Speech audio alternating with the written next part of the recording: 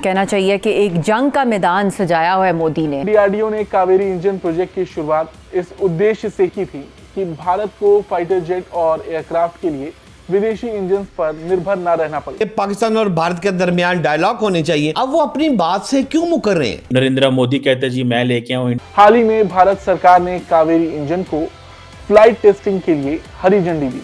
रूस के illusion II-76 विमान का उपयोग इस इंजन की फ्लाइट टेस्टिंग के लिए किया जा रहा।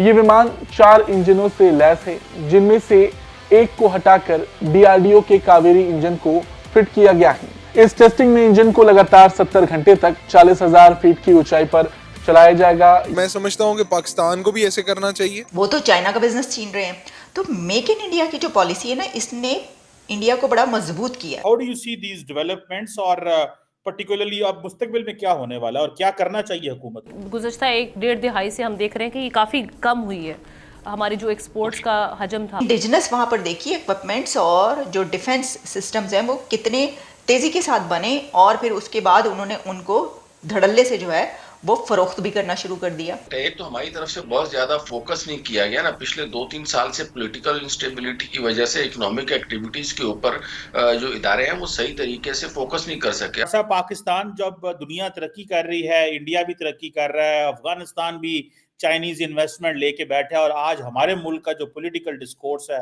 वो यही है। पाकिस्तान को देखें तो पाकिस्तान में हमें ये प्रॉब्लम साफ साफ दिखाई दे रही है कि अब पाकिस्तान में जो भी इन्वेस्टर आता है या कोई इन्वेस्टमेंट करना चाहता भी है तो वो अंदर से यकीनन डरा सहमा होता है। You can not trust the United states of America.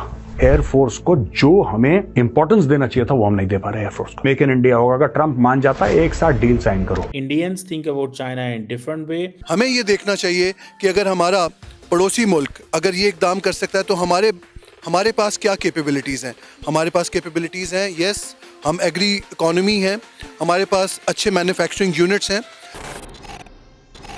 नमस्कार, जय हिंद दोस्तों अब भारत ने अमेरिकन कंपनी का इलाज ढूंढ लिया है। जी हाँ, सही सुना आपने। दरअसल अमेरिकन कंपनी जनरल इलेक्ट्रॉनिक्स जिन इंजनों को लेकर भारत को इतने टाइम से चक्कर लगवा रही है, अब भारत के डीआरडीओ ने उसका तोड़ निकाल लिया है और अब भारत के डीआरडीओ द्वारा बनाए गए स्वदेशी कावेरी इंजन को सफल बनाने के लिए भारत के पक्के दोस्त रूस ने भी अपना हाथ आगे बढ़ा दिया है, जिसके तहत भारत के स्वदेशी इंजन की फ्लाइट टेस्टिंग के लिए भारत सरकार ने इसको झंडी दे दी है और अब टेस्टिंग के लिए इसको रूस भेजा जा रहा है, जहां पर रूस के इल्यूजन विमान में यह इंजन लगाया जाएगा, जिसमें कुल 4 इंजन लगे होंगे, जिनमें से 3 रशियन और 1 भारत का स्वदेशी विकसित कावेरी इंजन होगा। इस टेस्टिंग में इंजन को लगातार 70 घंटे तक और 40,000 फीट की ऊंचाई पर उड़ाया जाएगा, जिसके तहत इस इंजन की क्षमता को पूरी तरह से परखा जाएगा। दोस्तों, पिछले कुछ समय से भारत अमेरिका की जनरल इलेक्ट्रॉनिक्स कंपनी यानी कि जीई के इंजन F-44 खरीदने के लिए लगातार चक्कर काट रहा है, लेकिन अमेरिका ने इन इंजनों को अब तक भारत को उपलब्ध नहीं करवाया है, जिसकी वजह से भारत LCA Mark II विमानों का इस्तेमाल नहीं कर पा रहा है, क्योंकि इन विमानों को भारत अपने LCA Mark II के लिए खरीद रहा था।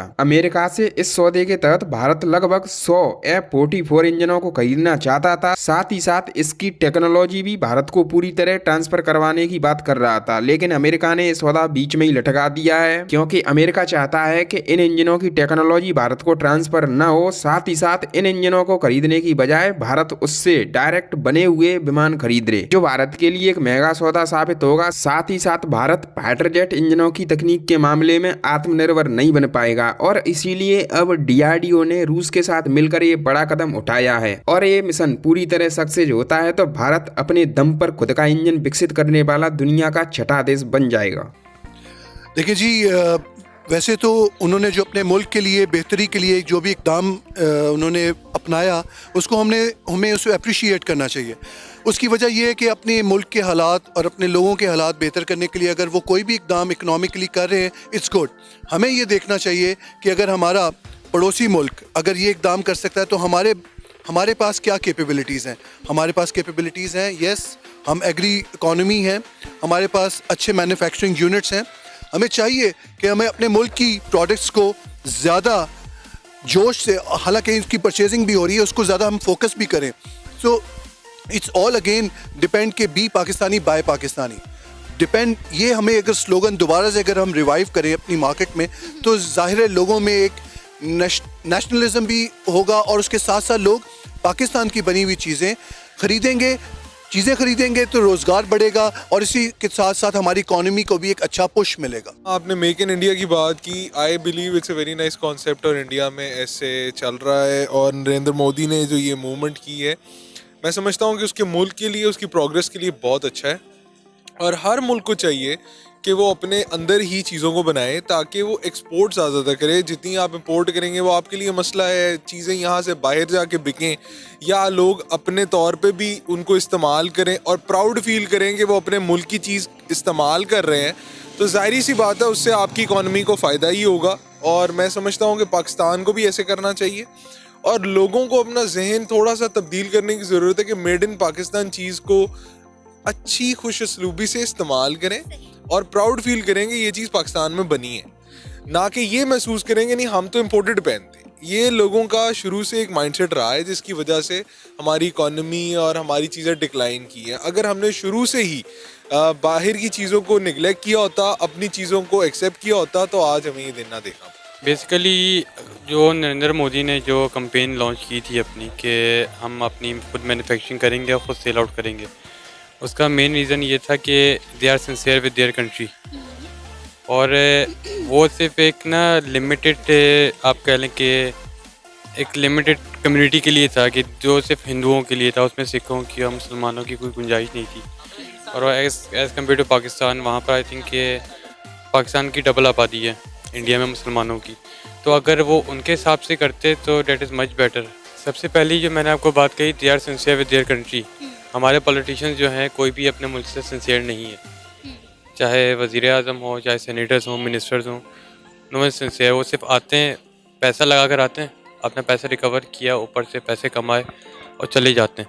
जब तक हम लोग इंडिविजुअली कि ना, अगर आप उनको भी छोड़ दें, बेसिकली हम खुद पर्सनली सही नहीं है। जब तक हम अपने आप को नहीं सही करेंगे, चेंज रेवोल्यूशन आता है पर पर्सन के हिसाब से। अगर इंडिविजुअल पर्सन अपने आप को चेंज करता है तो उसके हिसाब से ही रेवोल्यूशन आता है। सैयद अब्बास, नरेंद्र मोदी ने 2014 में जो एक कैंपेन शुरू की थी, एक मूवमेंट शुरू की थी, मेक इन इंडिया, आप इस कैंपेन को किस नज़र से देखते हैं? आपको क्या लगता है कि इसके बाद इंडिया ने कितनी तरक्की की है?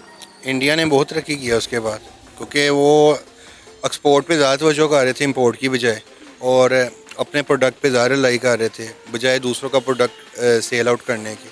तो अच्छा रहा इंडिया काफ़ी इस हवाले से जी। तो आपको क्या लगता है कि पाकिस्तान एक ज़राई मुल्क है, जब इंडिया अपनी जो है अपना सामान खुद बनाकर अपने मुल्क में लोगों को बेच सकता है, तो पाकिस्तान इस तरह की कोई कैंपेन या कोई मूवमेंट क्यों नहीं कर रहा? पाकिस्तान इसकी मूवमेंट इस वजह से नहीं कर रहा क्योंकि पाकिस्तान में ना सबसे पहले, जैसे आप ये एक इंटरव्यू हमारा कंडक्ट कर रही हैं, तो सबसे पहले गवर्नमेंट को ये इनिशिएटिव लेना चाहिए कि जो बच्चे पढ़ रहे हैं यूनिवर्सिटीज़ में, बेसिकली वो हमारा सरमाया है। आप जैसे मेरे जैसे बच्चे हैं और बहुत से लोग पढ़े लिखे हैं, उनसे जाके उनको आगे लाना चाहिए। ये जो लोग बैठे हैं ऑलरेडी, इनका कोई भी किसी किस्म का कंसर्न नहीं है। तो बेसिकली जो हमारी यूथ है ना, उनसे ओपिनियन लाइन लेनी चाहिए कि उनको यूटिलाइज़ करना चाहिए, उनको जॉब्स प्रोवाइड करनी चाहिए, उनको इनकम के मौके फराहम करने चाहिए ताकि लोग आगे आएँ और उनके वो बेटर तौर पे इस मुल्क को चला सकते हैं, बजाय इनके जो ये लोग बैठे हुए हैं इनसे कुछ नहीं होगा।